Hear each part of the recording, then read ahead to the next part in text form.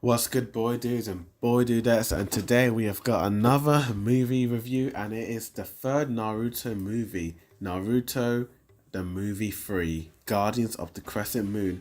And this is a 2006 Japanese animated film based on Kishimoto's manga and anime franchise. It is the third and last film of the series during the Part 1 era of Naruto before the Shippuden era.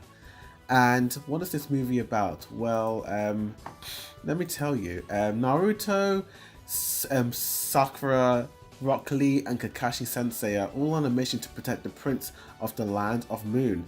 Their mission is to just deliver him to the Land of Moon. However, when they arrive there, not everything is what it seems to be, as the Land of Moon is very different to how they expected, and with dark forces threatening to take over the Land of Moon, Naruto and his friends must do whatever it takes to protect their prince and to save the kingdom. And this movie, I remember watching this movie during my initial watching my Naruto movies, Naruto movie TV series back in 2015, when I was kind of binging the whole Naruto series. And I actually really liked this film. I remember when I first watched it, I really enjoyed it. I remember it was one of my favorite Naruto films, but giving it a rewatch, I have to admit, this film doesn't really hold up. And yeah, I will talk about more of it, but let's talk about the good of this film. And I have to admit, just like the first film, The Land of Snow, the thing I like about this movie is that it expands the Naruto world.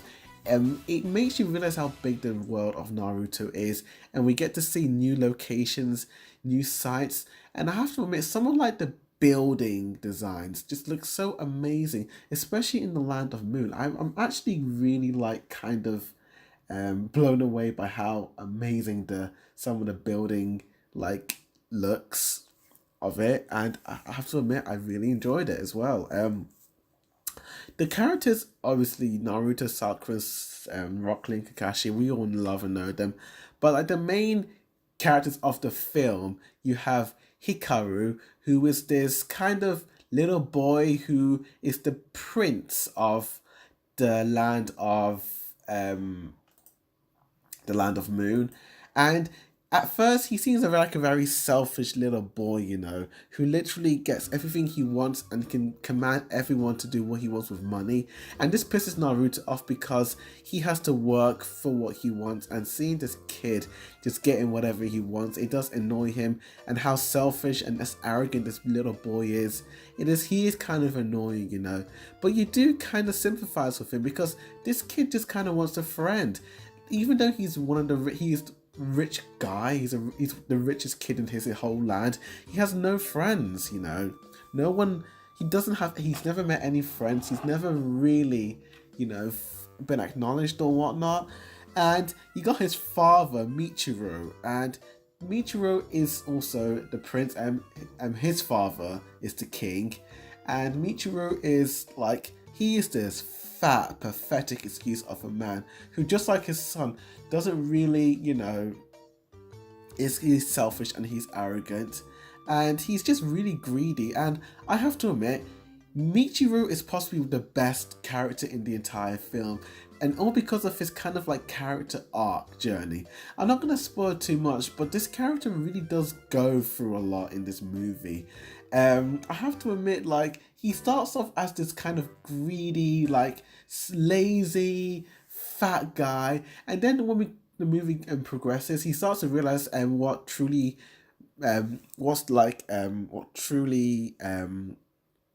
what life is about and what really matters in life.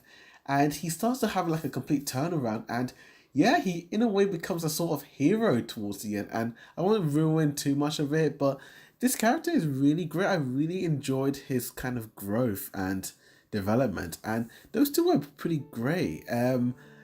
Obviously, I watched this movie in dub, just like the previous two films. I watched them in dub, and I think the dubbing is okay, but this is where we get to our mixed aspects, and some of the voice acting isn't that great. I mean, I do like Melanie Flanagan as Naruto, Kate Higgins as Sakura, Brian Dovanan as Rock Lee, Dave Wittenberg as Kakashi Hatake, and even like the main characters of the film, besides your four, typical characters like Carrie Wallingren as Hikaru and Michael Scotchy as Michiru, they were pretty good as well, and I really did enjoy their performances. But some of like the villains, I don't think they were that great in my opinion. This movie, we are, I think, about 40 minutes into this film, a good 40 minutes in, and we still haven't even been introduced to the villain. Like, we are watching this film for 40 minutes and the villain hasn't even made an appearance at all. And I'm like, watching this film like, where is the villain? Where is the villain? Where is the villain? There is no hints, there is nothing. So when they arrived at the land of the moon, I was like, the villain is still not here, and then he finally appears and it's like, oh my gosh. And then the plot kind of just starts rushing all of a sudden because they took this long time to introduce the villain. It was like, if they introduced the villain a bit earlier on, they could have had a more stable, like, consistent plot. But doing that just kind of, they rushed it in a way, and that was kind of disappointing. Also, I have to admit, but the character animation isn't that great in this movie. The motion of the characters compared to the Land of Snow, it's, in my opinion, it's not as amazing looking compared to that film. Even the second movie wasn't that great, but this one I noticed it, like how kind of like there's a lot of static shots in this film where the characters just kind of stand and they don't do much, and it's like, it's kind of jarring because I can see it because I do animation on my university course, and I can just, it's so irritating when you see characters just kind of like standing there and they're not even moving and they're not even blinking, and it's so weird, and it's like, move. But I mean, this is a film. Couldn't they like at least, increase the budget? But oh my gosh, that really bugged me. But yeah, this movie is set between the events of episode 197 and episode 199. So it's just sometime before we switch over to Shippuden.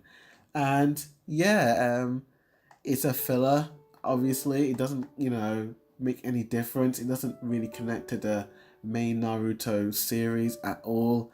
All these movies, apart from the last two, don't have any connection to Naruto series at all. But they're just great to watch, to be honest with you. This movie, I don't know.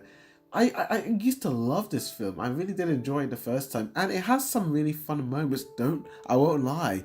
I liked Naruto and Hikaru's like little friendship, their little buddy friendship. I love Hikaru and Michiru. They are just two great characters, and we do get to see more of like the side characters compared to the other previous films, like a bit more Sakura. And we obviously Lee's in this film, and Kakashi's back in the movies, which is just a great, he always has the best parts in the film. And yeah, in terms of the visual, like, okay, the character motion wasn't that great, but some of like the battle scenes look pretty nice, especially the battle scenes on the sea. And that scene was just really well done. And seeing Naruto's like QB mode, it was a very different type of QB mode. The way they kind of animated it and portrayed it was very different to how we were very used to it. And yeah, this movie was okay, I suppose. It was better than the second film, but I still really liked the first movie, in my opinion. I don't know, I think what made the first movie, I don't know, maybe because we had the whole Team 7 in that film. I'm not too sure, but that movie just felt so much better, and I liked the plot of that film, but oh well, what can you do? But with that said, I'm going to give this movie, I'll definitely give it a C, and I'm going to give it a 6 out of 10. It's not the best Naruto film, but it's not really the worst. If you watch it more than once, it'll grow on you. I'd probably watch it in Japanese. The dubbing isn't that great, I will say that. But yeah, with that said, thank you for watching this review. Please like and share this video and comment down below and tell me, what is your favourite Naruto film? Or what's your favourite moment in this film? With that said, thank you for watching this review, and as always, Boyded Reviews signing out.